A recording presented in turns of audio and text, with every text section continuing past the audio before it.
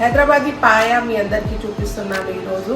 1 dozen పాయ తీసుకున్నానండి. 2 పెద్ద onion తీసుకొని కట్ చేసి పెట్టుకున్నాను. ఇది పోట్లీగా మసాలా అంటే 1 బంచ్ పుదీనా, 1 బంచ్ కొత్తిమీర, 5 పచ్చిమిర్చి తీసుకొని మధ్య నుంచి కట్ చేసి పెట్టుకున్నాను. 1 నిమ్మకాయ, అల్లం ఎల్లుల్లిపాయ పేస్ట్, నూనె 100 గ్రామ్, కారం, ధనియా పొడి, గరం మసాలా, జీరా పౌడర్, పసుపు, ఉప్పు, జొన్న పిండి. ఫస్ట్ నేను 1 కుక్కర్ తీసుకున్నాను. కుక్కర్ లో పాయ వేసుకుందాం. 3 గ్లాస్ వాటర్ వేసుకుంటున్నానండి. దీంట్లో అల్లం ఎల్లుల్లిపాయ పేస్ట్, ఆనియన్ కూడా సగం వేసేస్తున్నాను. దీంట్లోనే సగం కారం వేసుకోవాలి, సగం ఉప్పు. ఇది పోట్లీ మసాలా బట్టలో కట్టుకుంటాను.